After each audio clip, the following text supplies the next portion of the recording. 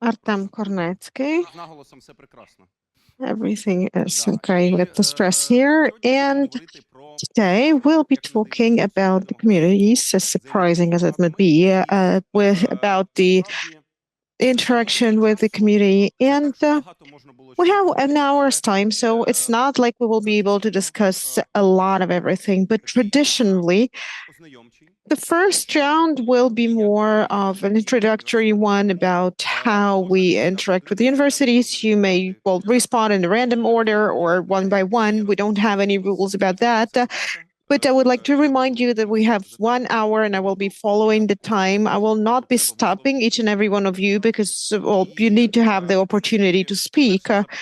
And the first question is usually a question which is used at the end of panel discussions. The question is, what prevents communities from cooperating with universities? Let's start with this simple question.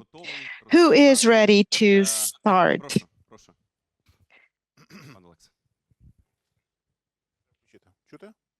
Can you hear me? Great. My name is Alexa Wozniak. I'm the member of the Regional Council, and I would like to draw your attention to the fact that we are using the word community here, but I think that nothing prevents the communities from that. But if we speak about local self-government bodies, then there are many nuances that have to be taken into account. And when it comes to local self-government, it doesn't have any specific powers to cooperate with higher educational institutions. So usually the city council or the village councils, they don't have anyone responsible for that. So it seems like it's very simple. You would need a person like that, at least one person. So for example, in Lviv, in the city council, we have people specializing in the historical environment, but no one responsible for higher education. So this is something we need to pay attention to. Another thing I would like to draw your attention to is that for the process to proceed, we need to have a win-win situation. And speaking about the collaboration between the community and the university, will lack another element here, the civil society, because we speak about the officials working in local self-government bodies. If they do something good, they get a post on Facebook. If they do something bad, then they are imprisoned. So these are not equally interesting thing for them. So, it's not much of a motivation to be on the Telegram channel if you do something good. So that's why we don't have this cooperation. So I think that this equation needs another element requiring the civic society, civic organizations, which can help build this cooperation. Thank you, Alexa. Oksana, will you proceed? Hello, my name is Oksana Kubrak. I'm the head of the Department of Strategical Development of the city and a member of the city council. And the previous speaker said that there is no designated person who would be collaborating with higher educational institutions. And when I only became the member of the council, my first question was, why don't you interact with the universities? Because students are an important element of education and they are the future of our country. I believe that it's not enough to have just the willingness on the part of self-government bodies. The universities have to be interested in that as well. So this had to be a collaboration of two important elements of the community, because self-government bodies and universities, they are part of the community and we should not forget about it. And I believe that to build strong cooperation, we need for the university, just as the local self-government body, to be interested in this cooperation. For example, Sumy City Council included the universities as a stakeholder in various processes we've had, and then you can have good results, good collaboration. At the moment, Sumy City, a territorial community, is probably in the most complicated conditions in comparison to other communities represented here, because we are like 20 kilometers away from the border, and we live in the conditions when it's very difficult to predict any needs we will have in the future. We are facing the challenges which we never used to deal with before.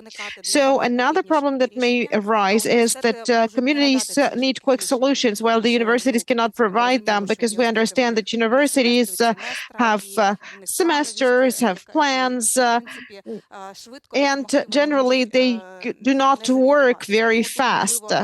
So I think we probably should also think about this aspect, the matter of speed in decision making when it comes to certain matters. Thank you, Oksana. Roman? My name is Roman. I'm from Kozova territorial community. Kozova was represented very well today, and I would like to thank the students and the teachers for a great presentation. And just picking up on what my colleagues have already mentioned, I should say that there are different goals. As mentioned before, universities have certain tasks they have been entrusted with, and they have certain requirements to these or those topics, while the communities have the needs that have to be dealt with immediately. Specific solutions, specific programs, specific methodologies, and these points of contact cannot always be easily found. And the second thing is that when a course in a subject ends, a teacher is changed, and then the collaboration starts from scratch. While for community, time is a resource, so it's too expensive for the communities to start everything from scratch and to do it from the beginning. Thank you, Artem. Yes, hello, dear colleagues. I will probably make a longer introduction because I'm the only one representing university here among the speakers in this panel. I'm a UCU teacher, and I've been working here for 8 years already. So I would like to share our experience, of course, within the framework of our topic of service learning. We've been organizing various projects and programs, but I would like to tell you about a course that we launched last year at UCU Business School. It's called Business on the Front Lines. And it's not our development. We have a partner university in Notre Dame, and they have been working with this course for many years already. And the point is that these are the students of the flagship programs, MBA programs, so these are not like 20 years old bachelors, they are grown-ups. They go to different countries with conflicts where there are front lines, and they help local organizations solve various problems they have there. And these countries include Afghanistan, Palestine, and so on and so forth. So last year, we decided to launch a course at our business school, adapting it to our realities. We're not ready to go to the Donetsk region yet, so we piloted it here in Lviv region. We worked with the community in Novy Rozdil, and the idea was that students of business school helped the organizations and the community. We worked directly with the mayor's office. There were some business projects. And within that partnership, our students had several stages of work. So first they worked, collected information, then we had to go to the community. They spent a week there working in the field. And after that, there was a final stage when they collected more information, prepared a presentation, and made a presentation in the end and provided a report. This is the challenge that you voiced, that you need to do it right now, not postponing it to the next academic year and so on. Speaking about the project on the community, Rozdil has an industrial park, which the students worked with. Of course, it's not a simple thing for a university to implement a course like that. You need to have coordination on this process. You need people in the communities who would be cooperating with us. Each team needs to have a mentor, a graduate of the business school who supported us. But we got some results. Answering your question about what prevented us, well, there was nothing like that. We had direct communication with the mayor's office. We had a meeting with the mayor, with the representatives of the departments. We didn't have any particular obstacles, but it's not like someone supported us in a specific way, not like that. But all our requests got adequate answers. But as you've mentioned, there was no single dedicated person who would be working with us specifically. But I'm not sure we actually needed a separate person because we had very specific questions to specific people at specific departments. So it doesn't mean that this one person would have solved all the problems here. So I can't say that there were any specific obstacles, but I wouldn't say that it was that someone was helping us very much. I mean, they helped us when we had some requests, but it wasn't proactive. As a result of this first round, we can see that one of the difficulties is that there are no designated people dealing with education, the speed of decision-making at universities, the involvement or non-involvement of CSOs, corporations, and planned way of work. And what is most important is sustainability. When something changes, it's very difficult to keep cooperating. You know, one of the points Oksana mentioned, and Oksana mentioned as well, is that once university representatives complained that they've been working with different communities and they have been trying to cooperate, but they had no success in that. And I asked why, and they said we collected the request, we analyzed them, and then we told the communities that in fact they don't need that. And the university said, we'll tell you what you actually need. And of course, the communities didn't want to cooperate with the university in that way, and that's when they stopped collaborating with them. So what do you think could be a starting point so that there is no problem with gratitude just on Facebook or, well, anything like that, so that there are no problems with that? What is the first step a university should take to start working with the community and for adequate development to start taking place? What would you recommend? In the context of cooperation within the framework of this project, financed by ServU, I should say that Sumy State University was surprised a bit because they actually had a different approach, because they actually indicated what they would like to learn and what is needed by the community. So we had this list and we provided it to the university, and after that we developed what was needed by our community. And in 2023-2024, we and our local government officials underwent the training which we asked to organize for us. As a positive example, well, the project is called service learning. So what we liked a lot about it was that one of the topics was project management, to write grant applications. We delegated our colleagues who learned how to write grant applications. So theory was combined with practice, and they learned from the expertise of those experts who have been working with those processes for many years. And our colleagues had the experience of writing it from the beginning to the end, asking the questions they would like to ask. And that was great. and I think if universities worked in that way, that they asked the communities what their needs were, then I think we wouldn't have any problems with that. And we would be able to use and cater for those basic needs the communities have. And when it comes to the analysis of the needs, we would be able to do it at a higher quality level.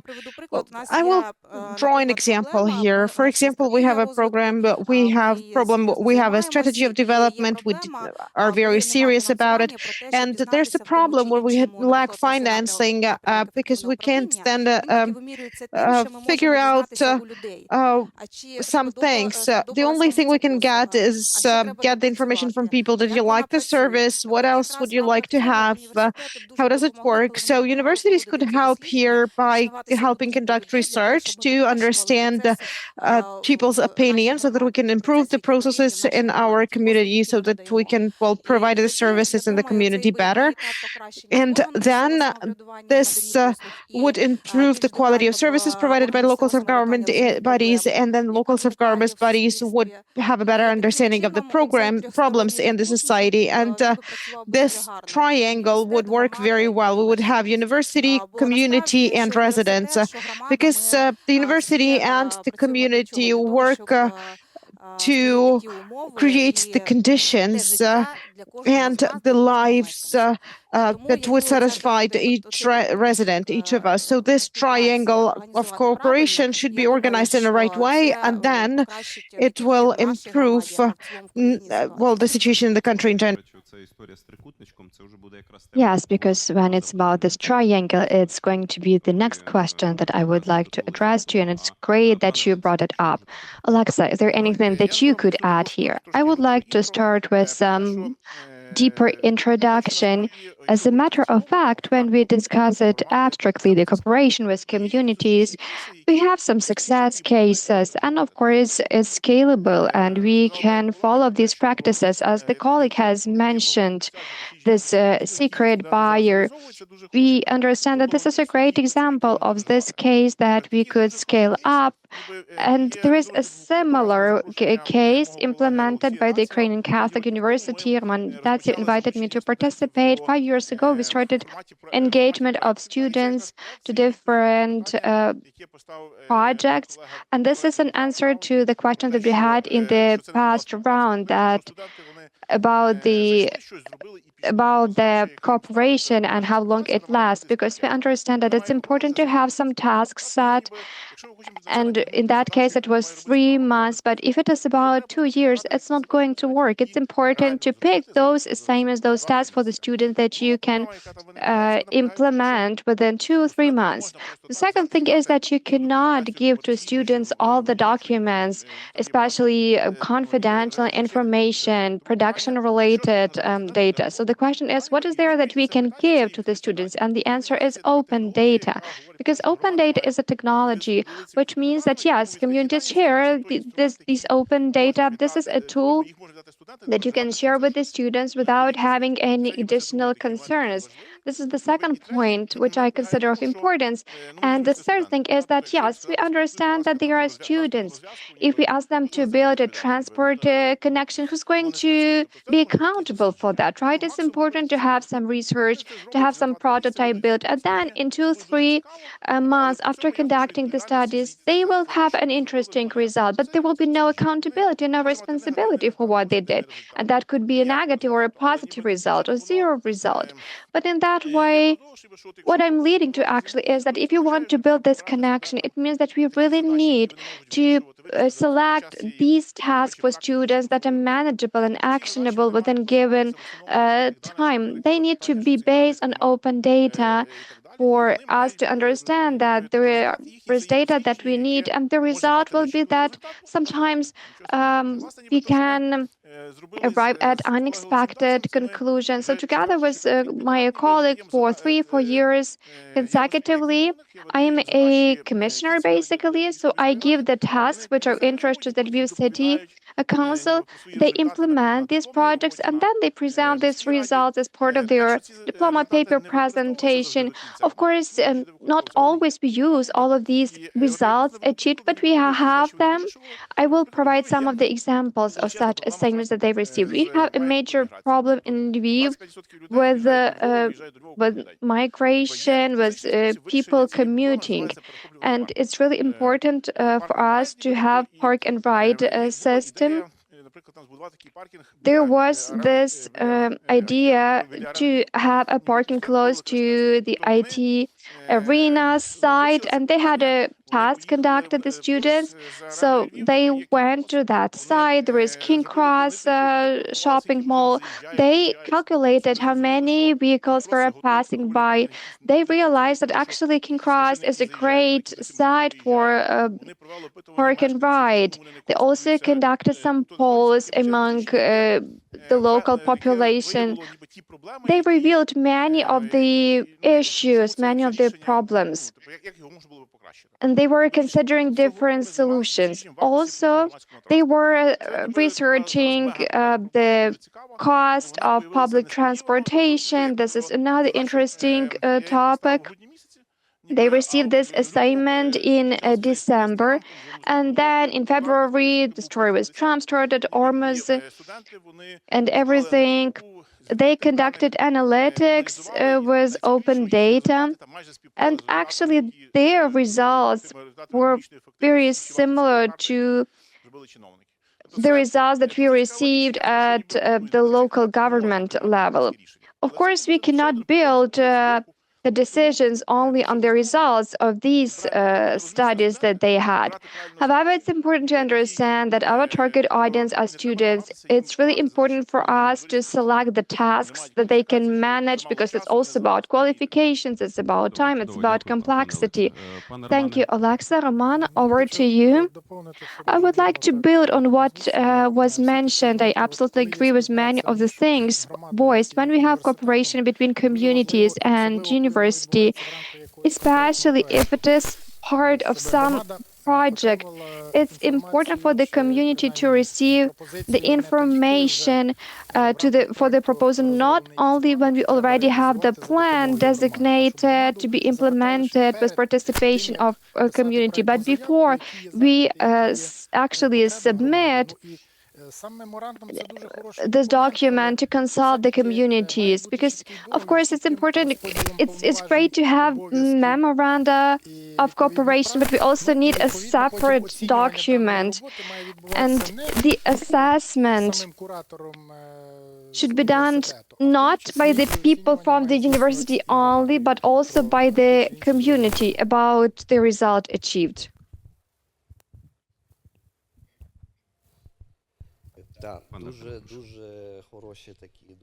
I really like your remarks and observations. One can clearly see, Alexa, that you have a lot of practical experience.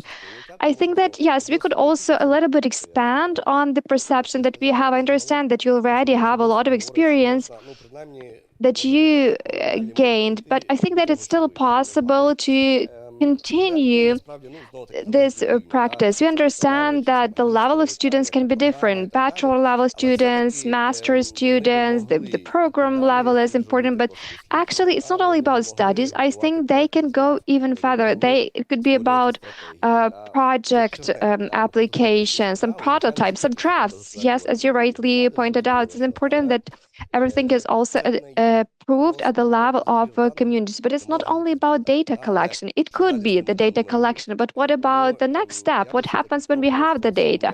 That is why I think that it's important for us a little bit to expand these boundaries via concerted effort that we can put in. Because we do not enter the partnerships with communities for several months only. It's about 3-5 years, because this is the only way for us to implement large-scale projects.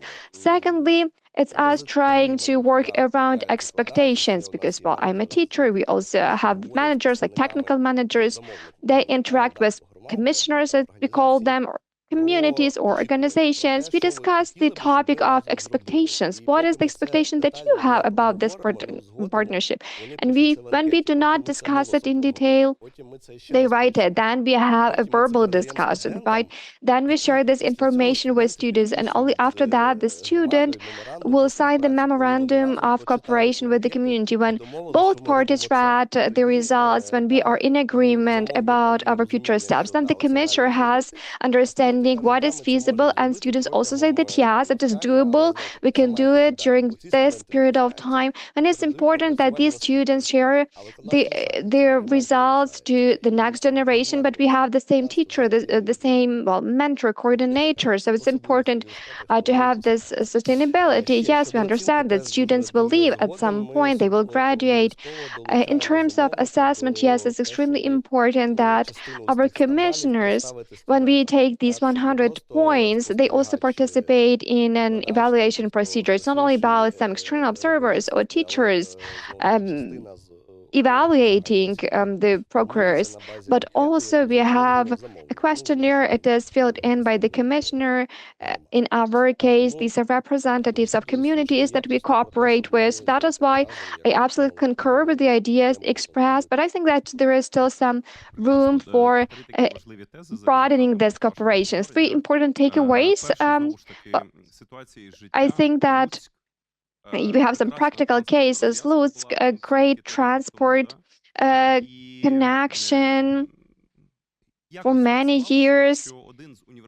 But there was one Kharkiv University which suggested having a different road junction in the city of Lutsk. And then there were delays, there were major issues, everyone starts complaining, and people started blaming the Kharkiv team.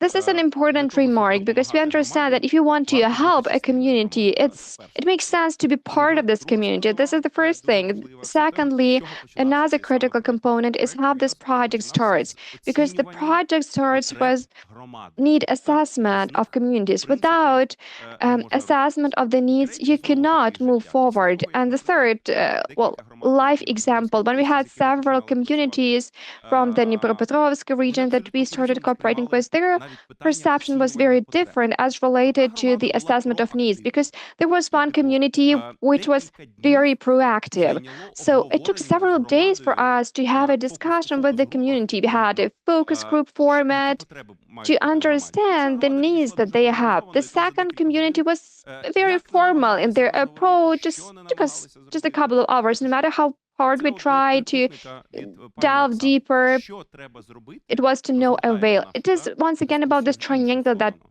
we mentioned, because with universities it's clear.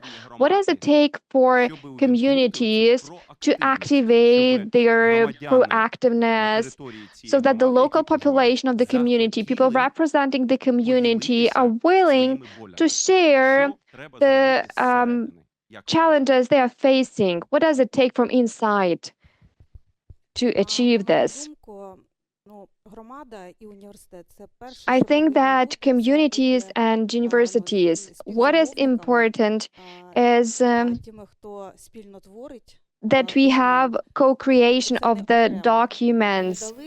And it's not that there is a separate task given to the university and the university works on it. It's important that we have a joint effort here. When we work on different issues from this perspective, the result will be there.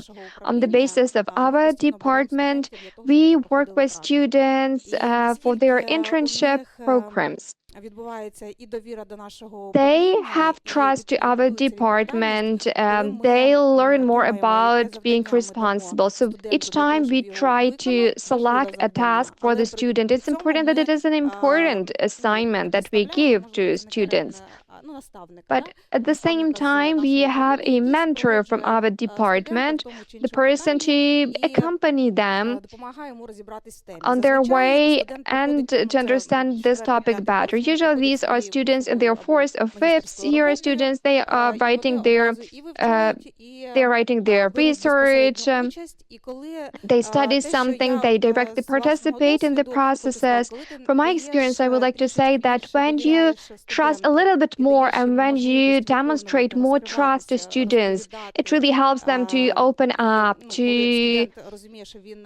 be better engaged when they understand their responsibility and accountability, same way as the people who work for the department. Then the commitment is not 100%, but sometimes even 200%. And sometimes we see such great results because they have a different perspective that we haven't even considered before. It's important to understand that in the past we were commissioners, right? So we commission something at the university. Universities have their own needs. However, I consider that it would be of importance for us to build partnerships and to become partners. Co-partnering is important in different issues.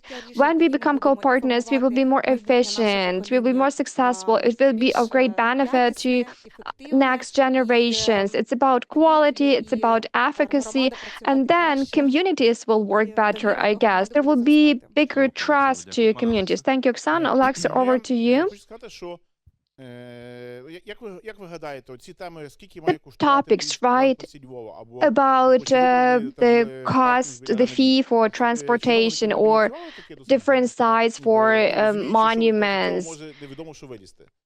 What about the initiation of these discussions at the level of local governments? You know, it's not easy to initiate these tasks and these discussions because we know that local government is an executive body. That is why we really need to set them apart. We have different actors here, and the actors to stimulate the change in community. This is civil society. The people who join different alliances, so to say, different groups of civil society to bring the change. When we have an executive body not ready to initiate something, but we have some people who are active, or there is an individual who's very proactive and they really want to do something for better, then they are our partners. So it's not only about local governments, it's also about communities who should also come up with different needs that they have and to have different tasks for them to be met. Students will conduct research, and of course the conclusions that they make could be different from the conclusions drawn at the level of local government, which is absolutely okay. But it's important that the community gets an incentive, because we understand that it's also about the time of elections. If they're not going to have any elections within the next 5 hours, there will be a crisis actually, and there will be a waiting period. It's critical here. Referring to this triangle, it's more than that. And the second thing that I would like to raise, I would like to respond to the remark that you made, that it's important that those who are implementing something are close to the communities. This idea really works well with, if to speak about the Ukrainian Catholic University and the Lviv City Council, but I realize that when it is about some different higher education institutions, it's different because the functions are different. It's about roles and responsibilities to build this joint space. I had many negotiations, and very often there is a lack of understanding because people say that we want to do something, but we don't need so many people around us. Just give us the task, and we will assume the responsibility and do that. So I do not really see this tendency for consolidation, because there is a lot of competition between these educational establishments. The solution could be that this project evolves further, because in the Lviv region we have many communities, and not many of them do not have highly qualified teams. That together with Alexei, we worked on that, and we realized that the best solution would be having a digital platform free from bureaucracy, that is not really about organizations and partnerships, but it's about communities which pose the needs that they have, some project information, and all Ukrainian educational institutions can select what works for them, and there are no limitations. Of course, the results could be different this year, next year. The angle from which it is taken is different. That is why I would not really want us to be limited by the idea that these should be universities only from the communities. I think it's important for us to have a broader space for partnership. Thank you. We understand that there will always be some resistance when you initiate something. And I believe that in certain situations, for executive bodies of communities and for universities, when we have some formalized conclusions ready, not to stop there, but to continue the journey and to be on the lookout for more solutions. Very often we have discussions on different initiatives. Very often people come there just to criticize the results of other people without suggesting any alternatives. But we know that this is simply a waste of time if you approach it from this way. It's really important that the determination and resolve is there to find other solutions if what you already have doesn't seem to be working. That is why it's really important for us to be set on achieving results and to have positive results at the end of the day. Secondly, as I've already mentioned in the first part of the conversation that we had, it's a lot about responsibility and accountability. Being the representatives of the executive bodies or universities. It's not about a formal step that we just take. If we take it, it's great. If we don't take it, it's fine. There has to be a very clear procedure and there has to be an understanding of the result. This is a very important point about the results, and we need to, record it at them. I think your question is more in this generally humane plane of, the question of why would one want to be proactive. I think a person needs to, be proactive for a reason. And when we present this course to the students, we repeat some things which are very important for us. Some things are about the university because they are the UCU university students. It has its mission, and the mission includes the word to serve. So it's important for us to serve the community, and we keep reiterating that. The second thing we talk about, this is the topic of our project, of our conference. This is service learning. When you learn not only in the audience, not only by reading the textbooks, but when you learn in the field by communicating with the people in the community, this is a very effective way of learning. And the third thing, which pertains not only to the students, but also to the communities as well, is education. Because by solving these matters which are not really standards, which are an issue for the community, when looking for solutions to this problem, the students will have to look for the options which they may have never thought about before. On the other hand, the representatives of the community will have to learn as well for this interaction to work. They will have to do something in a different way, in a new way, look for new approaches, for new solutions, and this manager from the community or representatives of the department, the boss, whoever, these people will automatically learn by, passing this path of interaction. And when a person is looking for development and when the person really wants to do good for their community, this proactiveness will appear when they know what this cooperation will bring us. So I think that the basis which we have at the university, education and learning, this is something that should pertain to the partners as well. Great. Thank you. Despite the fact that we have already dismantled this triangle into separate parts, we talked about why one would want to be proactive in the community, why the community would need these solutions, and so on. We still have an important question without which our panel discussion will not be complete. It's about martial law in Ukraine. So in this or that way, communities change. We know there are many different communities which used to be occupied, which are temporarily occupied right now, which have been deoccupied. The front lines are moving. And there's, a case in Dnipropetrovsk region. They have a community which is at the border of Dnipropetrovsk, Donetsk, and Zaporizhia region.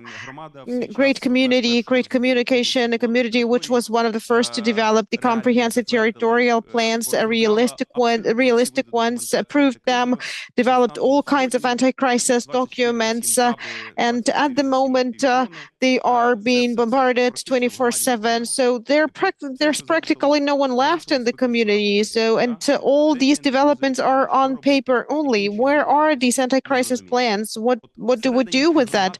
It's not clear. So in the communities where you represent right now, from the point of view of Ukrainian Catholic University as well, could you comment on the following question? How is the vision of further development changing with the course of war? Do we have any changes comparing 2022 to 2024, or maybe something changed in 2025? Are we seeing any significant changes in 2026? Is there a vision of what will happen next, and what are the prospects? I've already mentioned some things here. Quite recently, we have analyzed the basic assumptions in our community in 23 and 2024, 25. So there is a difference in the indicators for 2023 and 2025. Our security situation got worse in 2025, and it's getting worse and worse right now. At the moment, our territorial community is constantly attacked by FPV drones. So we have FPV drones in our community, which is a danger. So when it comes to a pessimistic scenario, indicators on all eight basic assumptions have got worse. Thanks to IDPs, we had the more or less stable number of population in 2023. Now the number of population is decreasing. Birth rates are decreasing, death rates are increasing. So it's the difference is 3 times now, and this same relates to other indicators, including business relocation. So we are in a very difficult condition, and when we discussed all these basic indicators, and when we looked at the actual situation in our community, we understood that everything is quite bad for us, and if the war is not over soon, the situation will get worse and worse all the time. And we realized that we're not talking here about implementation of the strategy. We're just trying to preserve whatever we have at the level we have, and we should proceed to anti-crisis strategy. So we have defined 3 priority tasks for 2026, 2027, until a new document is created, because we have a document until the end of 2027, and we will be working on 3 main areas only. The first area, this is security for our residents. Those are bomb shelters and whatever we can do for them. The second one is development and preservation of human potential, because we have a great flow of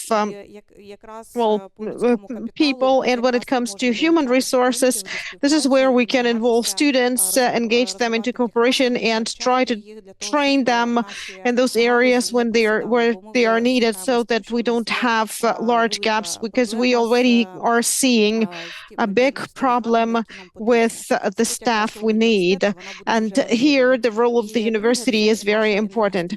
And another area, this is the energy resilience. We can't do without it. So these are the 3 priorities which we have for 2026, 2027. We really hope the situation will get better, and we'll be thinking about recovery and getting the community back on track. Thank you, Oksana. Olexa.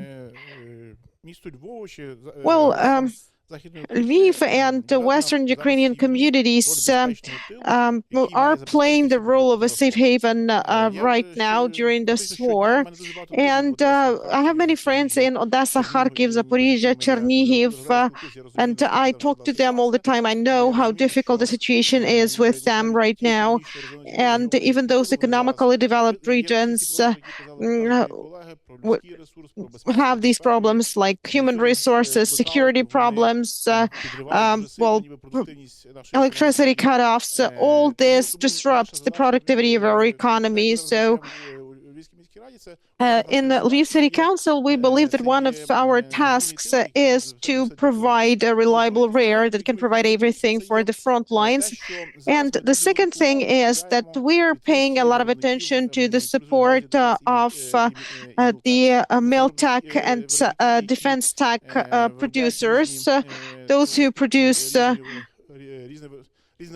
various equipment for the defenders. And this experience of the Lviv City Council is very interesting because we have the Iron Cluster in Lviv. This is the cluster of defense and mil-tech companies. And while in the end of 2022, there were 10 teams which were a part of the cluster, then this cluster includes approximately 100 participants who produce hundreds of thousands of units of products every month. Like, for example, 50,000 drones a month. So you can only imagine what scale it has. And this example, industry is growing rapidly, and the role of the universities here is very important. It's basically defining. So our task here is to make sure that young people are technically educated. We have many lawyers, many economists, but we need technical specialists. Universities are not flexible enough. I'm grateful to UCU for starting these technological developments. They started a new major last year, if I'm not mistaken. And that's great because private universities are much more flexible than the state-owned ones. So this means that we may have more engineers and we will be able to win over our enemy by using technologies and not by increasing the number of people who will die in the process. Well, the problem in our country is, the only one, and it hurts everyone and anyone. But it's difficult to compare the situation in the frontline territory, the occupied territory, and in the western regions. They definitely have different needs. But the students could help together with their coordinators, and they could provide psychological support. They could provide legal aid when it comes to recovering documents or helping people with certain matters where they have problems. So in addition to what has been already mentioned, these are the areas where I can see potential support from the students and their teachers. And this is something that all communities may need, be they big or small, because there's a great need in psychological support and in, practical support to those people who were forced to leave their homes and to move here to the West, as well as to people who remain in the East and still live at home. Thank you, Roman. Artem? Speaking about UCU, in the last year, so we have become more flexible in terms of how we work. And I don't think we will bring our students to the community in Dnipropetrovsk region you mentioned because it's too dangerous. But on the other hand, we're ready to work online. And this is the level of work which is very different from what we had during the COVID times. It's we have much more expertise and it could be organized way better. We actively support students who are organizing projects, diploma projects, or any other projects which are connected with the war, the consequences of war, humanitarian projects, support projects. Recently, we had a presentation at the business school when one of the students who represents a big tech company, and he presented his diploma projects, and the results of this diploma projects will be seen at the front line. So, and this is just one of the examples. Another example is that we invite educators and experts. Quite recently, I had a session for teachers from different communities, including frontline communities who work at schools, who teach school children different subjects.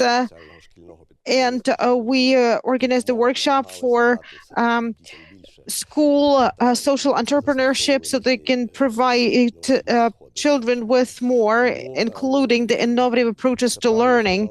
So my colleagues were right to say that we are trying to support partnerships and develop partnerships as much as we can and to be useful for different communities. Great. So we still have 6 minutes to go, and this is the time I would like to talk about the partnership. We have the communities represented here, so if you have any questions, you can ask them during the break. After the panel, we will have a coffee break, and I think this will be a good networking opportunity for us to try and work on that together.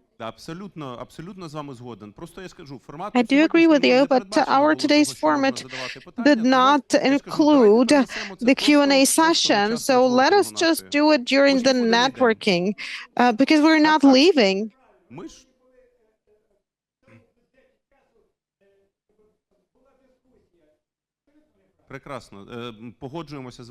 We agree with you, and I think we will take it into account during the next panel discussions. So summing up, let us talk about partnerships.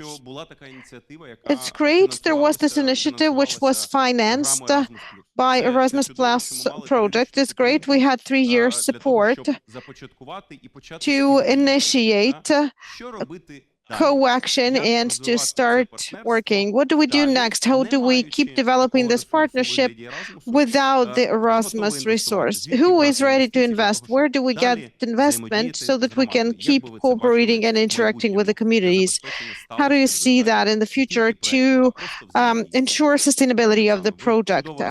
And not only the project, but generally sustainability of cooperation. Oksana. Well, before the project, we cooperated with our universities, especially Sumy State University, and we will keep cooperating with them. When the university has any ideas, they discuss them with us, and we become partners. And when we, as a community, need to involve the university, we involve it into certain projects of ours. In addition to that, whenever we have a coordination council on certain matters, we include the university, the specialist in the relevant area. So we do have this cooperation. It's more at the level of communication and support, but I think that thanks to this project, we will be, we will keep meeting and discussing the projects we can implement in our communities together. We have a very good case when Sumy State University, Sumy City Territorial Community, and an NGO, Continuous Education, have been cooperating. We've been cooperating for a long time already. We are full members of lifelong learning, UNESCO, and this is a great experience. We keep working in that area, and we are trying to get some grant funds for the events conducted by us. And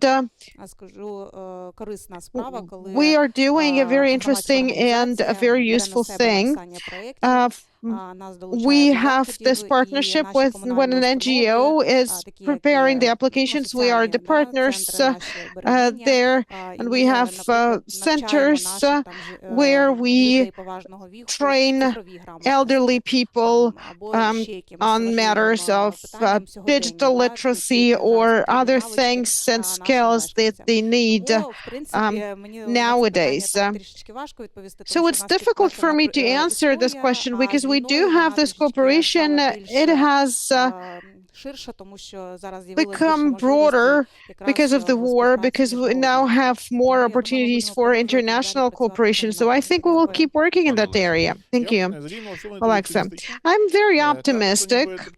Generally, we do understand that all these are the things students are interested in. They are ready to work for free because they need a line on their CV. And if the students find a good job, and when you see that a person wants to get a good job after the university, that's a big plus for the university. That's why teachers are also ready to work with these students as a part of the learning process. Speaking about the communities get the results of these projects, which costs nothing to them. The only thing that you need to do is to combine these elements. And to do that, well, you may have a digital platform, for example. It sounds intimidating, but now when everyone knows what Claude Code is, you can actually create it very quickly. So, in my opinion, if you look at it from the point of view that it could be a digital platform, you could just create a platform, and then its support will not require so much funds as the project itself. We have just 1 minute left. Roman and Artem, just your main ideas. I would like to add here that whenever any project starts, all parties, the donors and the implementers, have this understanding that any project has a beginning and has an end. And these questions, they should be asked from the very beginning of project implementation. But when it comes to the implementation of this particular project, it's a very positive example for the university itself, for other higher educational institutions, for communities. And I think that in this context, we need to have a certain national policy at the level of the ministry when it comes to accreditation of educational institutions, so that these ways of work of higher educational institutions are also included, and well, this cooperation with local councils is also included. So we shouldn't discard the potential possibilities of, well, cooperation, like preparing grant applications together, continuing our work in other, well, areas. I think it should open the path towards further cooperation of universities and communities. I think there are several dimensions to your questions. Well, the first is a very logical one. This is the academic dimension. There are publications called the abstracts to articles, but this is a publication which contains very deep analysis and results of deep research. So I think those who would like to use this material, they could use it, and this is a very good basis to continue researching the topic of service learning.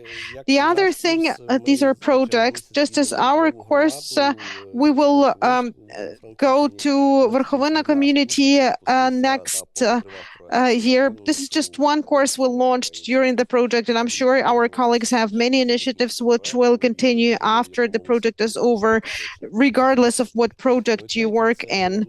And the third and most important is that we have contacts. We have many friends and colleagues whom we can keep cooperating with and doing very useful things, maybe other projects, maybe bigger projects, and well, achieving bring more results. Thank you for your honesty, for the opportunity to collaborate, and we wish you further successes in collaboration with the universities. Thank you. Так, фото. Кажуть фото. Да, дякую. Пані Христино, я думаю, мікрофон вам? Христино, вам?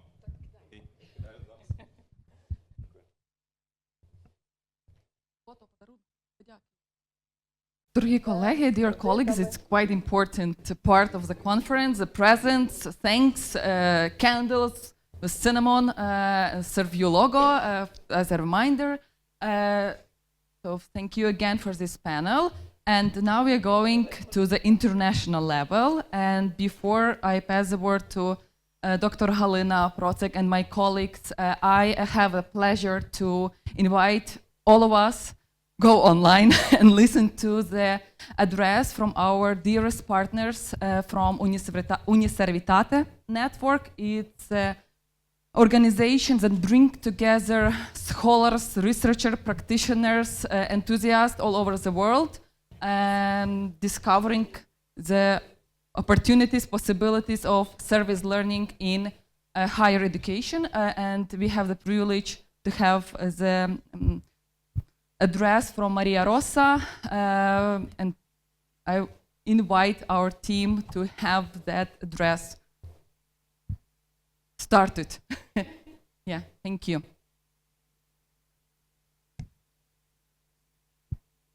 Dear colleagues, representatives of Ukrainian and European universities, local governments, researchers, and international partners.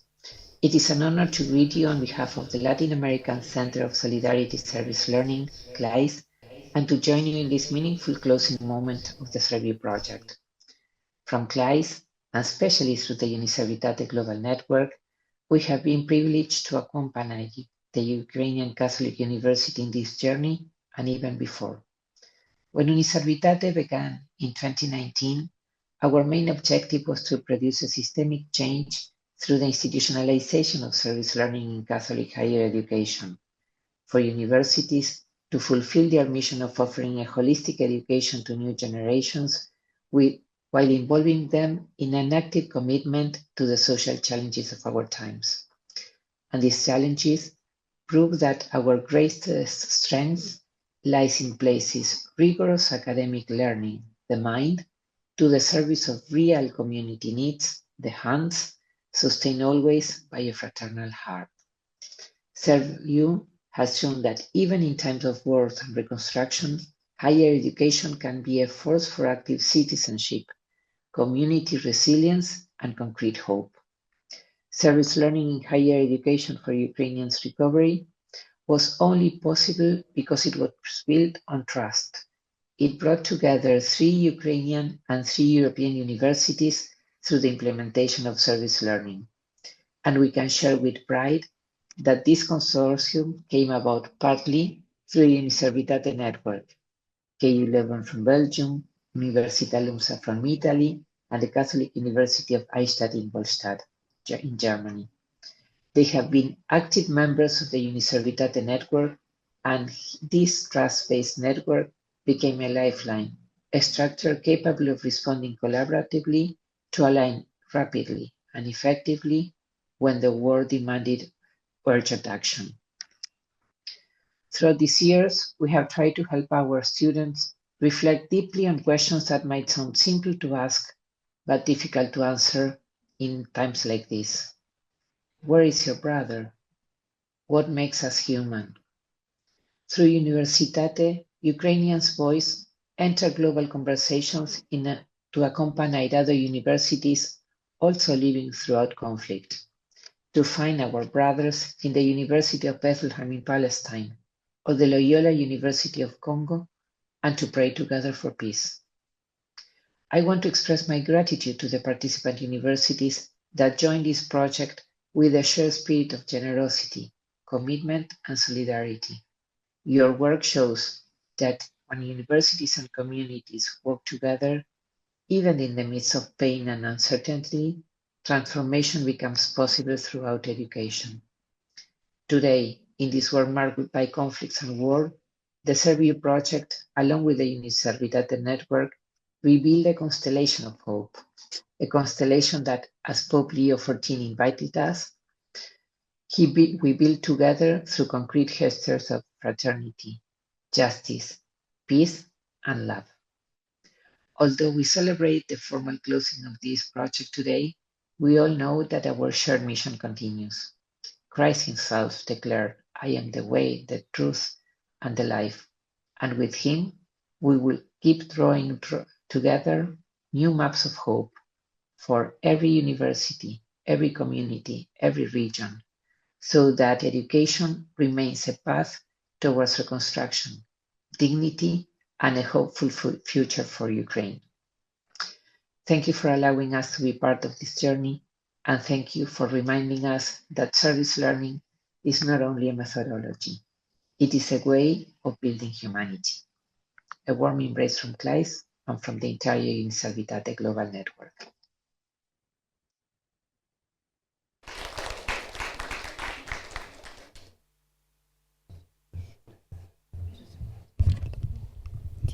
Glory to Jesus Christ. Good afternoon, dear colleagues, partners, dear guests. Welcome to the next panel titled What Comes After ServU? From Project Results to International Pathways. Before we start, I kindly invite our speakers of today's panel to take the stage and to take their seats, please. So Dmitro, Katya, Alla, please. You are cordially invited. What a wonderful words we have just heard from our international partners. I just heard the most touching, I would say, thing that Ukrainian voice and Ukrainian experience must be heard, right? And they must be recognized in the world. So I think this is the most inspiring starting point for our panel. My name is Helena Procik. I serve as a Deputy Vice Rector for Global Outreach and Internationalization at Ukrainian Catholic University. So this is my great honor actually to moderate this very interesting and optimistic discussion. I wouldn't lie, if I said that all project managers, they always happy about when project ends, right?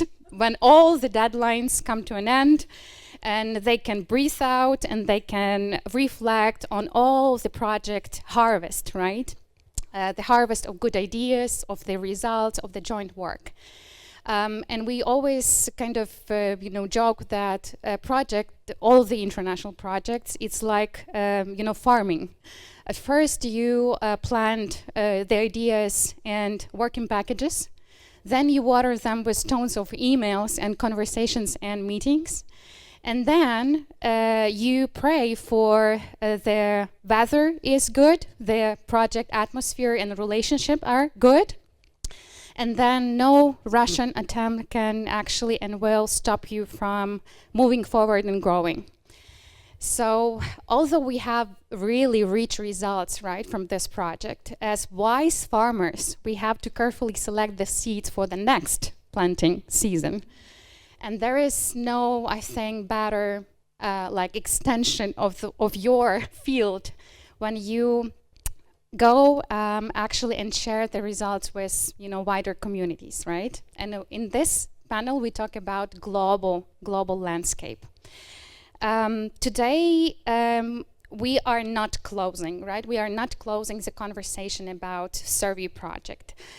We are opening rather like a future-oriented discussion about how all the learning experience, how all the courses, or all the methodologies, all the partnerships we built, right, and all the knowledge we gathered actually can move into another scale and could continue beyond the project cycle. So the key question for today's panel is the following. How this project and all the project results can become a sustainable practice but preferably with a new spillover effect. And our discussion will be focused on three main things. So we will think about teaching, continue teaching, about knowledge, and about networks and institutions. So we will reflect on how service learning can internationalize courses, student experience, Ukraine experience, how the Ukrainian showcase can contribute to global research on universities, communities, and recovery, and how ServU project can become a bridge to long-term partnerships, policies, projects, and international networks. So I'm very happy then to introduce the experts on all these topics to you. And first, I'm very happy to introduce Alla Krasulia, a director of international office from Sumy State University. Thank you for coming, Alla.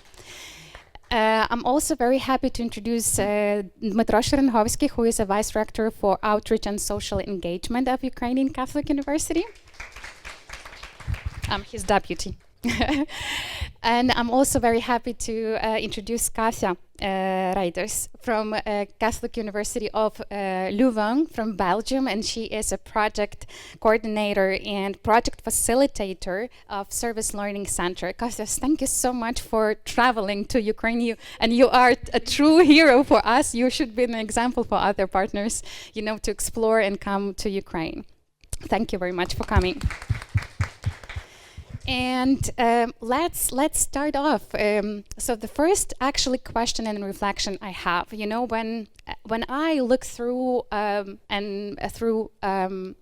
service learning web page, and when I went to the project results, section, I found so many syllabi, you know, of all the teachers who, developed service learning methodologies and all the courses which had such a unique, such a rich experience of Ukrainian local communities as a response to the war.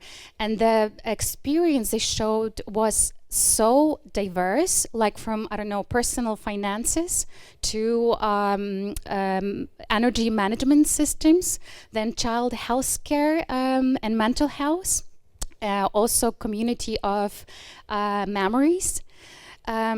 As someone who is very experienced in international education, I see such a great potential in this domain, because it's not only like a local response, like a local educational response to local educational and community needs.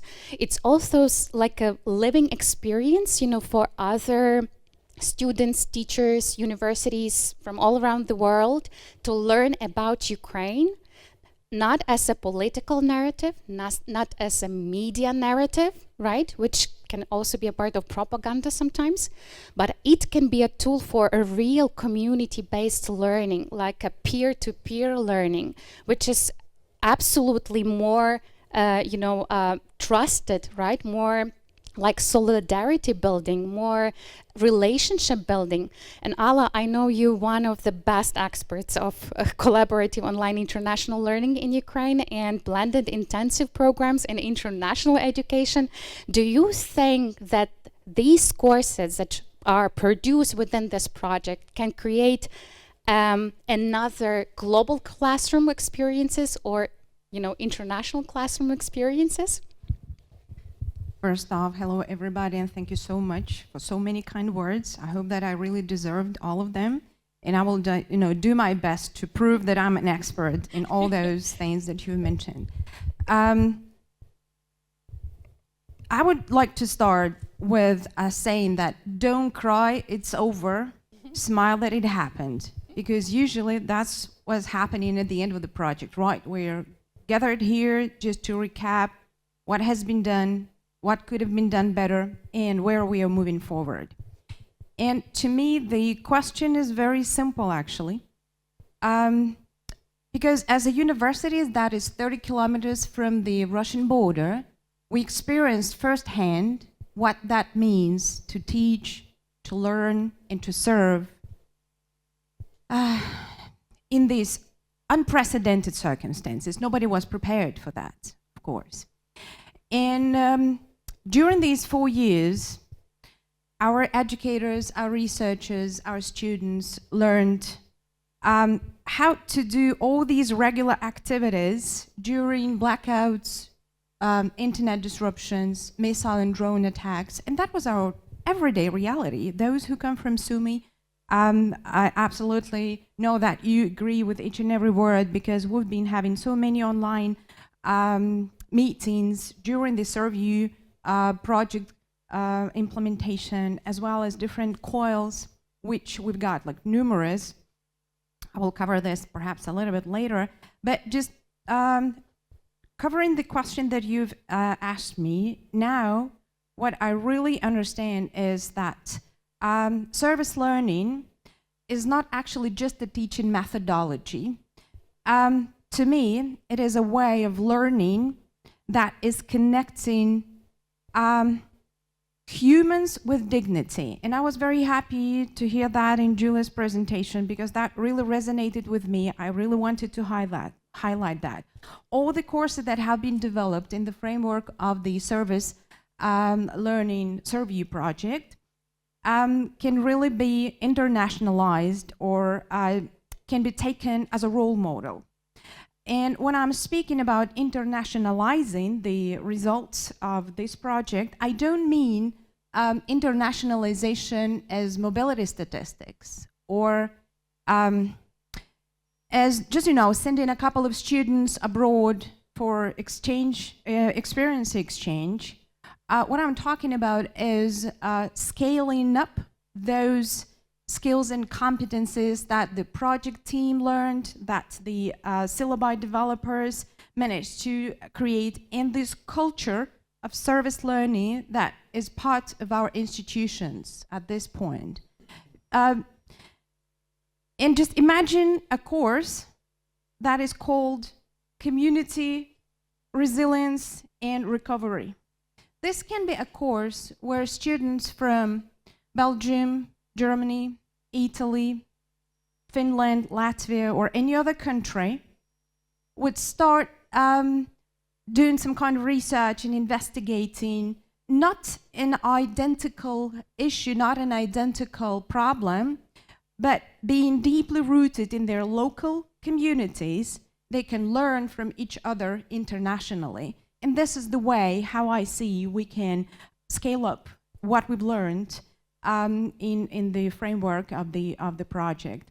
And for example, students from Sumy who do research on internally displaced communities can exchange experiences with Belgian students or German students that do research on refugees integration.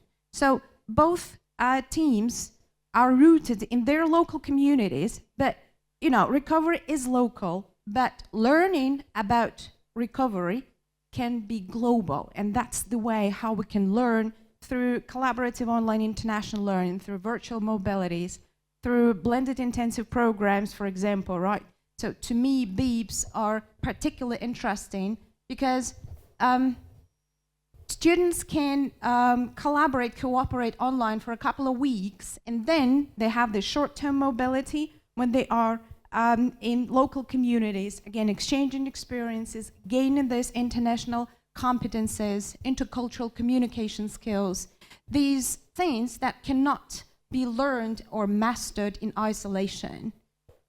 So just to wrap it up and give the floor to the colleagues and to move forward with the discussion, I hope that we can really scale up what we've learned, because we've got trained academics, we've got students that learned how to make their studies meaningful, and they are aware that it's not only important to be professionally successful, but it's cool and it's kind of rewarding to be aware that you are also part of the community and that you make this life or somebody else's life a little bit better on the planet. So that's the meaning of service learning, the way I see it at this point. Thank you.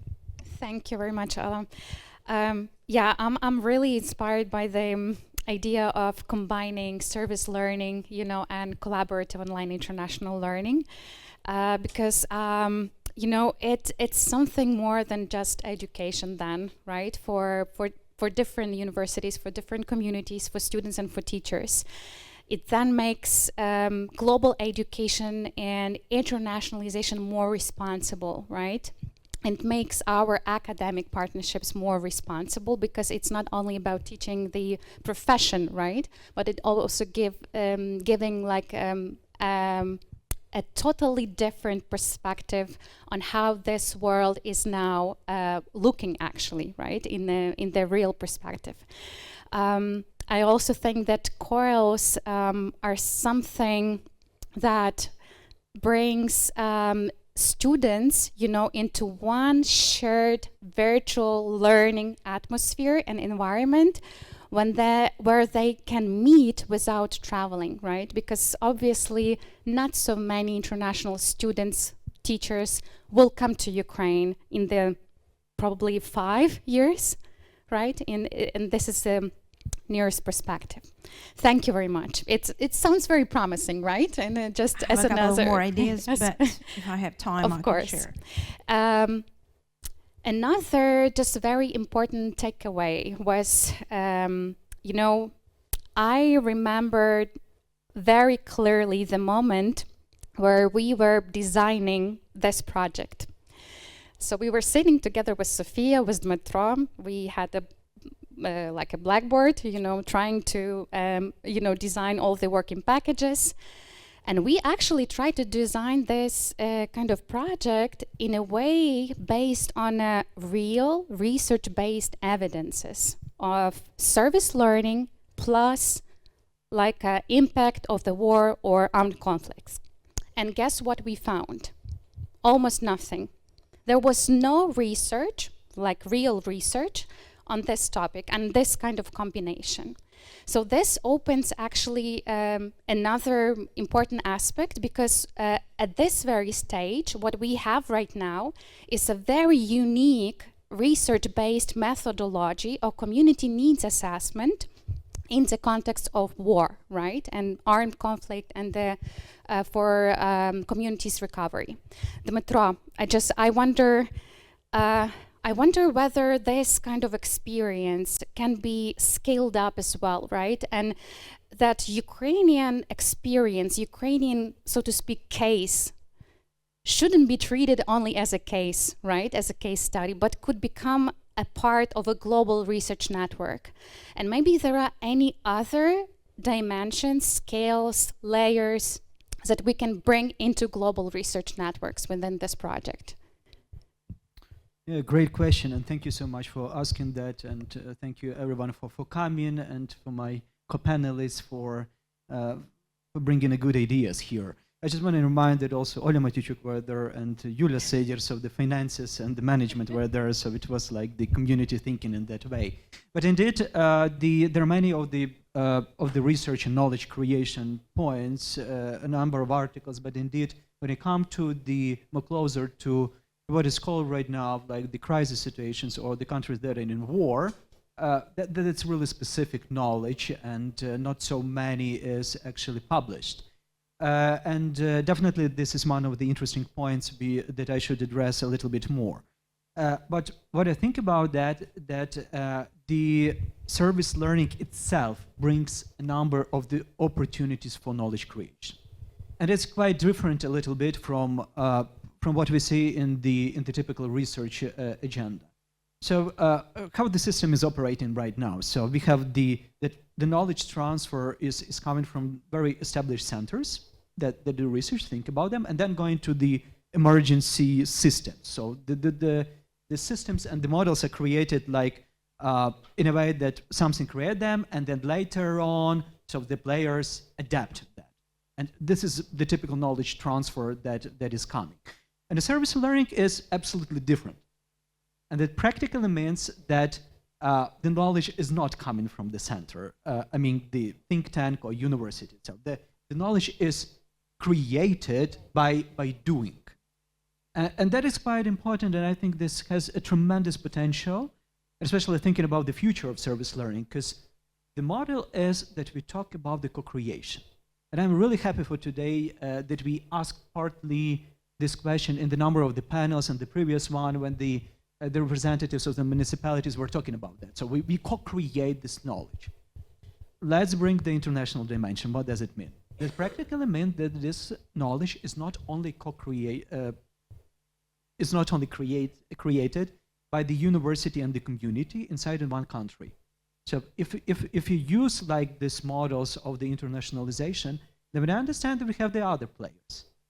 We have international university who possess the same knowledge, who lives in the different community, and sometimes the problems of these communities can be the same.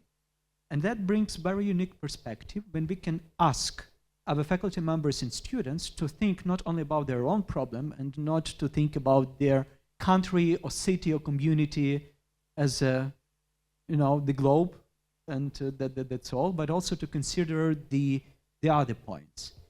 And here I think indeed the future is coming of thinking about what could be the next steps is definitely include this comparative thinking, because it opens a number of possibilities for the cities or communities to collaborate, to talk on the municipality level, and to understand what are the mechanisms of creating this knowledge and sharing this knowledge so you can help each other. We have already touched this during the ServU program, and especially thinking, okay, this is the methodology, so this won't be, we say, a problem, but is it problem the same like in Germany and in Ukraine? So do we face it the same? And sometimes the answer is yes. Sometimes the answer is yes. Sometimes we face the same troubles as, for example, the migration of youth in the rural areas. So his approach, it should be different. That's a research question itself. And then I was talking here, and this is my first point, is to that the future of thinking about service learning courses is to think within the research agenda and actually to put the research agenda, asking what the methodology tells us, so what the theory tells us, and then how it's implemented in Germany and in Ukraine or in other countries and cities. Is it different? Isn't it the same? So to use the comparative perspective to create the knowledge. Then after that, we might also think about the conditions. So you stress, Helena, about the war effect, and indeed that is quite a little bit different. So the war effect changes a lot, because you are not simply working in the very pleasant times when you have a time and need to think and to understand what steps need to be done. So your response should be immediate. We have here once again the city representatives, the deputies who told we need the answers. We need the answers. And then once again, I do like and thank you both to you and to Alla for bringing this COIL and service learning idea and this proposal, because it's indeed creating a unique opportunity once again to see the whole world and to see the experience of the whole world, and then to practice it. And here the conditions, and this is my second point, of the countries that are in crisis, in different crises, like in war crisis, or for example in environmental, natural disasters, migration, whatever. So unfortunately the world is full of that. It's very, very unique, because sometimes we can skip the procedure. Sometimes the necessity to answer can very promptly bring you into the design thinking of how you can perform better.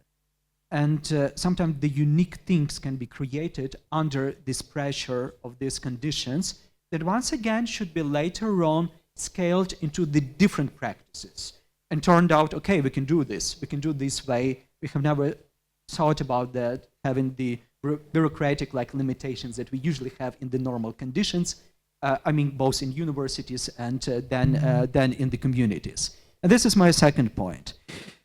And the third point about the knowledge creation, I think that in Ukraine we talk a lot about the service learning and about the resilience. So I think that there is a point to talk about the resilience learning.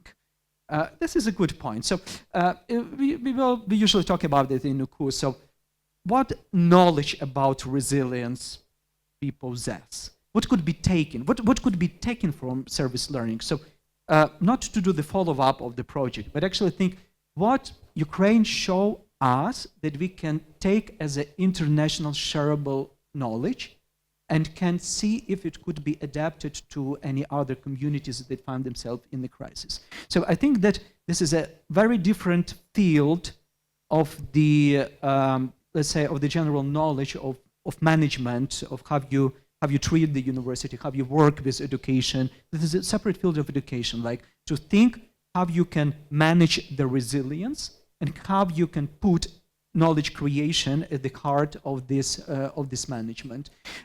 So once again, it's not the rocket science. So while doing the project, but coming to the communities, we do research. We see what are the needs. So we created a methodology here. There are a number of the other methodologies that already exist. So you do possess a number of the instruments how to dwell on, and you create data.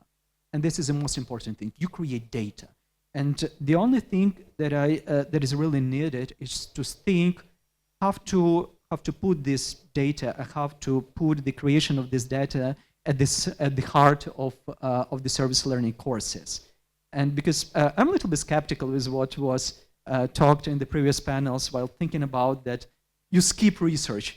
You're not skipping research. Research is the heart of what you're doing when you're coming to your stakeholder. So what is exactly the need that I see right now for all our communities of the 6 universities is to think how to do this research agenda and knowledge creation that will be both working for the Ukrainian environment, but also for the international environment as a part of this sharing, let's say, agenda. What do you need to put? Have you designed the course? Have you designed the data collection? Have you designed the data preservation? Have you design these pipelines in order you work with that, like in with the idea to together to work and then also to share. So that is why I think the fantastic outcome that we already achieved as a follow-up is that we have articles by the faculty members of different universities, not only Ukrainian but also international. So this is a strong thanks, and I want to follow up with that and finish with that, because we have a slogan in Ukraine that nothing about Ukraine without Ukraine. This is a good slogan for international community. When you design in a project to study about Ukraine, it should not be only the international, because definitely you should not be an elephant to study elephants. But once again, bringing Ukrainian university can give the very separate, very important perspective built on this data collection. So no research about Ukraine without Ukrainians that are included. And Ukrainian partners. Sure. Sure. Thank you very much, Dmitro. It's a very insightful, actually, perspective. You know, and while you were talking, I was thinking, that global conflict tracker now shows that there are probably 20 armed conflicts, active armed conflicts now in the world, over 50 in a frozen kind of stage, and over 100 was a civil in state, right, interstate aspects like civil wars. So it's a question actually how Ukrainian experience can actually bring not only a database, right, for kind of research-based comparison with all of these cases, but also how it can create hope, for other communities who found themselves in crisis. And this is a very, very, I think, strong relevance, actually, why we should continue with the research, and with international research especially. Kasia, the next question will be my favorite, probably, because it's about partnerships. It's about relationship. Within this project, we created so many bridges, not only among universities and communities. Universities from Ukraine, universities from the European Union, right? We created such a strong bridge that actually, kind of introduced service learning to Ukraine and introduced Ukraine to service learning. Back in 2019, Ukrainian Catholic University was probably the first university in Ukraine that began practicing service learning institutionally. And now, thanks to this project, we have more and more Ukrainian universities joining specifically service learning methodology partnership networking. And it was like a real eye-opening experience, to know that there are so many networks in a world, actually, that do service learning not only professionally, not only academically, but also as a research-based, methodologies and networkings. I found about Uniservitate, we heard Maria addressing today. I learned about European Association of Service Learning in Higher Education. I learned about CLAYSS, and all these networks, they offer so many opportunities for scaling your, institutional services, your research ideas, your teaching networks, and partnerships. I wonder how ServU project, ServU network, ServU partnership can become a real bridge, between global service learning community and Ukrainian context, because ServU itself, it created a unique Ukrainian case of service learning and war-affected case. So I think it could be another beautiful marriage in the future. What do you think? Yes. As you say yes. She said it all. Before I start, you mentioned before also service learning was introduced to Ukraine, and Ukraine was introduced to service learning. Yes, it was like a dating.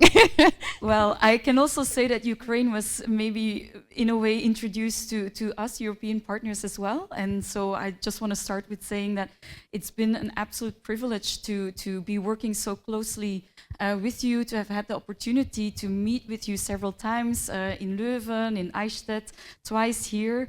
I think it's a privilege to be in such an Erasmus Plus program and have the funding to really meet, because it's not just about the output, it's also about the relationship that you build, the community that you build, the trust that you build, growing together, figuring out what the common interests are and how you can really grow together and work towards that common interest. And it's a privilege for me to be here the second time, well, third time in Ukraine, but second time here with the ServU project, and to meet all of you in person.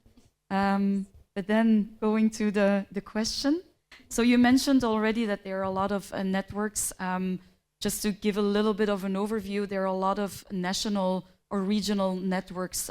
For example, there's a German-speaking network, there's an Italian network, there's a Flemish network, the UK network was just established, the Dutch are still working on it. So there are a lot of regional networks where practitioners, academics come together to really share their experiences, to share the practices, and also to find research opportunities together, also to influence the policy making, the national government. And then above that is the European Association for Service Learning in Higher Education. They have been established in 2019 as well in Antwerp, and so they are trying to work more closely as well to link all these regional networks together.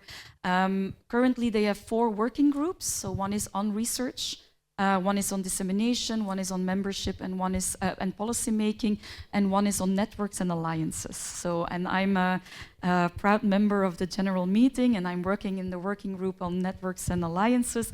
And it's really exciting to see how much is going on in all these different networks, and how we can meet, how we can collaborate, and to really see what the opportunities are.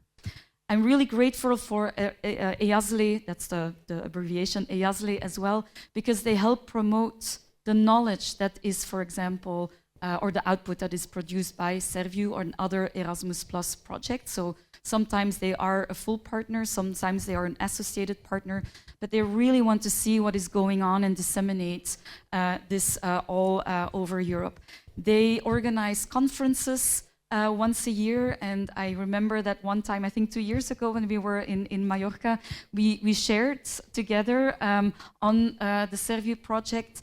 And so I really want to encourage you also to continue to share your story on these platforms. They are there. So really be present, share your story. It's a story that needs to be heard. So please be present there. There's also the EOSLE, so the European Observatory for Service Learning and Higher Education, where you can put your courses on a database so that others can find your courses when they're looking for courses in certain disciplines, like, for example, the energy management. It's really a pioneering course, and so these are interesting to share. There's IRSLICE, another abbreviation, so it's the International Association for Research in Service Learning and Community Engagement. Also once a year they organize a conference. They have been around longer, so they are a little bit more professional and like embedded in the research community. But for example, Andrew Furco, we were talking about him, he will be online with us soon. He started in 2019 with the World Agenda on Research. On service learning. So during 5 years, he was present in different continents to do workshops, participatory workshops to figure out what are the needs specifically to service learning and community engagement. So there is also a European agenda for service learning community engagement. I'm not sure that resilience, conflicts is yet on the agenda, but then again, there's a mission, I think, for ServU to push that to the agenda and to invite other scholars. It's not only for Ukrainians to be involved in this kind of scholarship. It needs to be carried by the broader community, because it needs to be shared and lived through in as much as we can when we're not in your context, because it needs to be shared in all the institutions that are in these networks. Just to fill the list, there's a Talvares network, which is a network, a global network on community engaged universities. There's the Carnegie Foundation, also an American, where they do assessments on community engagement, the third pillar of higher education. They are starting to be more present in other continents as well, to adapt assessment to the local needs. So they have been doing it already in Canada, they are working on it in Australia. So this could also be interesting for the local Ukrainian network. Can you gather Ukrainian universities with the experience that you have to maybe see how can we assess in a way that fits your situation, what the level of community engagement is, and decide on the commonality for your region. And of course, there was CLAYSS and Uniservitate, you met them. And as María Rosa mentioned already, we can be very grateful for the network, and it's worth mentioning that Sofia was part of the Uniservitate network, but also a part of the Ukrainian alliance. And so you see again how being present and active in these networks can contribute to the establishment of these networks. And it's also because Sofia in person, but also UKU as an institution has been so trustworthy in these networks that it's very easy as other universities to step into. We didn't know Dnipro, we didn't know Sumy, and it's been, you know, really on the word of Sofia that you engage, and then now 3 years later, I mean, yeah, we've really built a sort of community that goes beyond this project. There's so much more to say. There are a lot of mechanisms in place already by the European Commission that's closest to us, that can really facilitate further steps. There's Erasmus+, there's mobility, there's the European University Alliances, so really interesting elements for Ukrainian universities to be associated and be on the agenda, on the radar of what is going on in European universities. But before I'm closing, this is all very, or it can be all very programmatic or managerial, you know, to be stuck in all these programs, which are very valuable and very needed. But I also want to go beyond. And just to say that what we've learned here and throughout the 3 years, I think we've come to realize how service learning in a context as yours today, it's not an add-on. It's not an extra program or a luxury that you know, offer your students, you know, like an extra in the curriculum. I think for us, walking with you guys is coming to realize that it is of the essence. It is existential. It is existential for students, as you were mentioning this morning. It's educational therapy. It is a way of really tapping into this third pillar of higher education and to live it out to the best of your ability in harsh conditions. And I think by doing that, you set the bar high for other universities like mine in the West, where we get to enjoy since after the Second World War a form of comfort and privilege that we are not always, well, mostly not aware of. It is really important for us to be engaged with you in these type of collaborations, to become closer, to really understand by proxy what it means and how we can not only support your universities by sending money or opening academic programs so your students or academics can come to us, but how we can really, in the spirit of service learning, step into your experience and walk with you in this. And it is necessary for you, but maybe it's even more necessary for us. And so I would really encourage you, and I'm asking you to continue to knock on our door and ask for collaborations. And from my end, I can only like be a good ambassador and push for it and try to facilitate it. But yeah, I just want to thank you for the community. I think the sense of togetherness, for this humbling experience, for being able to actively engage for something that goes so far beyond my own experience. Yeah, for growing closer. And I'm really looking forward to further collaboration and what we can still do together. Thank you so much.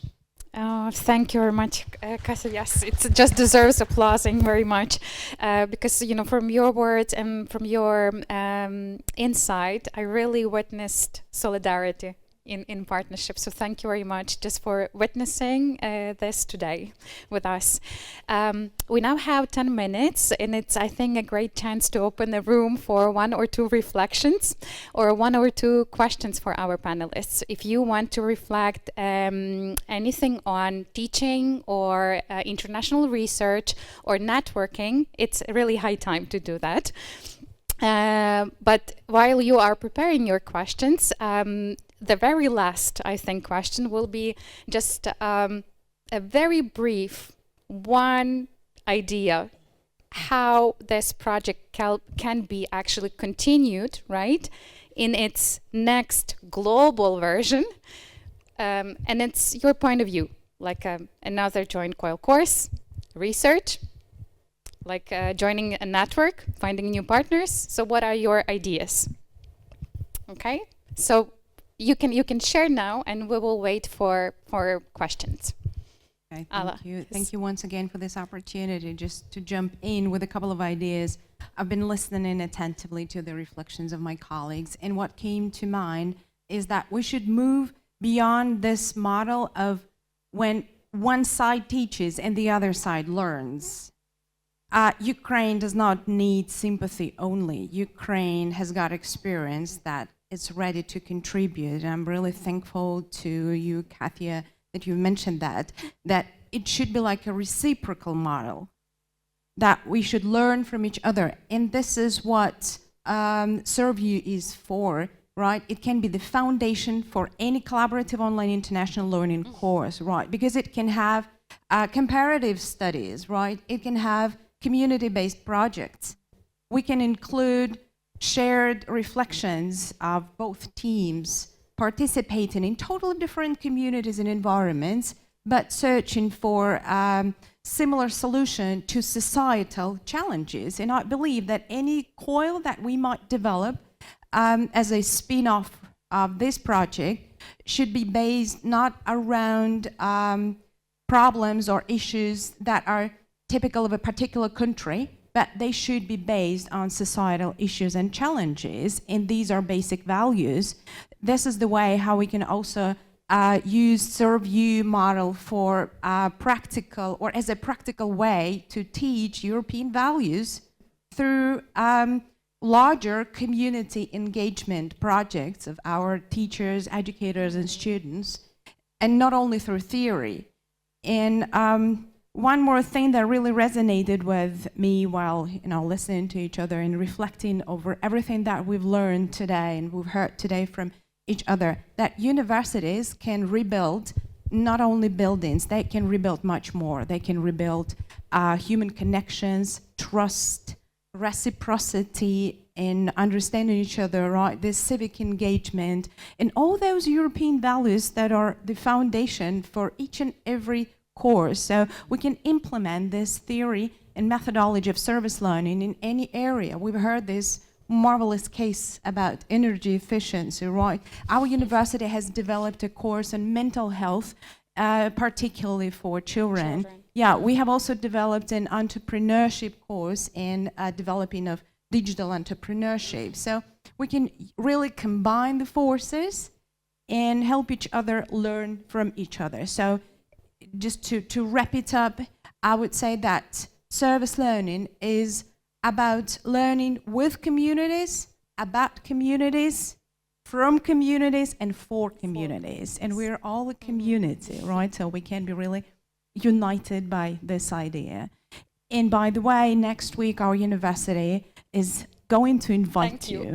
Yeah, for a forum. Announcement. Yeah, since I've been talking about COIL a lot and virtual exchange, you can check our official webpage, and I'm really happy to invite each and everyone who's interested in virtual exchange and teaching methodologies, as well as service learning, to participate in this forum that is arranged by our university in partnership with the Alliance of Ukrainian Universities.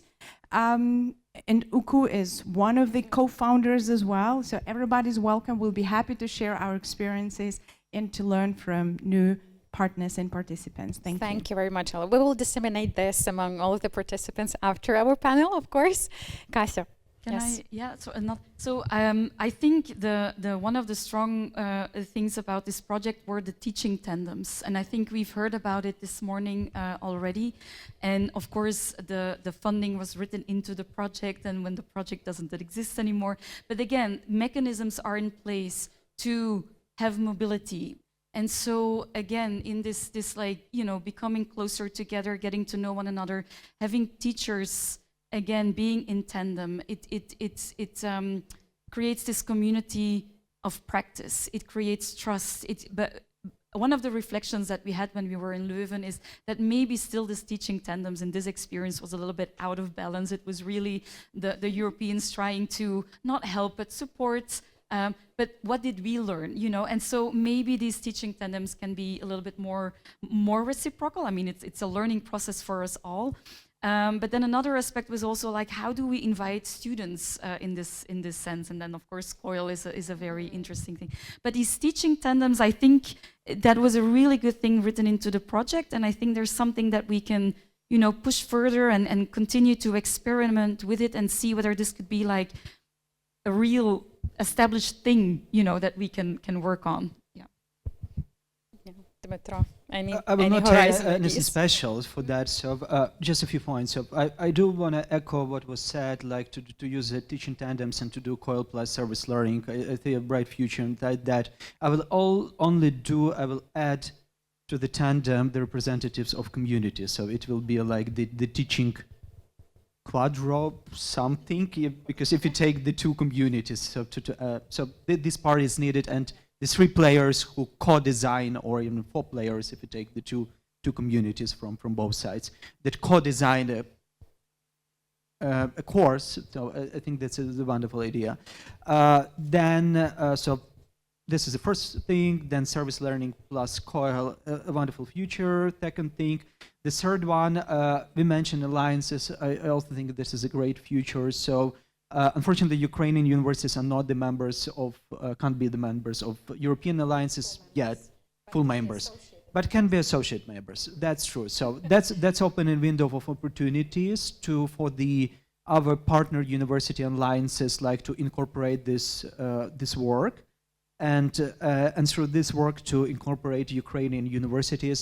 The Alliance of the Ukrainian Universities, which is mentioned, and all the members are sitting here, that's also for us as an opportunity, because the foundation principle was actually for societal engagement, and so alliances are much more stable, and I think it's also one of the answers, because the project ends.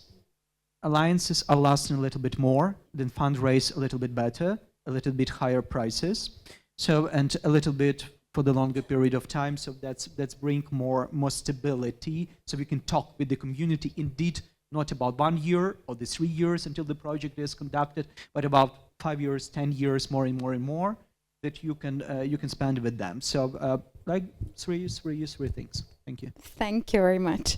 I have two main takeaways and 2 announcements. One positive, one negative. The negative one, we ran out of time, and unfortunately we don't have time for questions. But the positive one, as I promised, you know, this panel would be very optimistic, right? Because we found at least 3 practical and very realistic kind of ideas and plans how to move forward, right? And how to encourage our communities, teachers, students, to be still engaged, right? To be still connected and continue actually advocating, right, for service learning experiences and practices with Ukrainian context. And this is very important mission actually to carry in the next years and in the next post-project periods. And I really hope that just in a few kind of month, probably after this project, after all the audits, reports, etc., we will come again and say, okay, it's time for Horizon project together, right? It's time for COIL institutional program. It's time for an institutional tandem project. So it's a lot of work to do, right, in the future. And I'm really grateful for this optimism and enthusiasm. So thank you very much. It was really just very important to hear all these aspects today. And thank you, dear participants. I think that's a good moment now to have a cup of coffee, right? And the presents, okay. Okay, so we are resuming the conference in 30 minutes from now. Thank you. Thank you.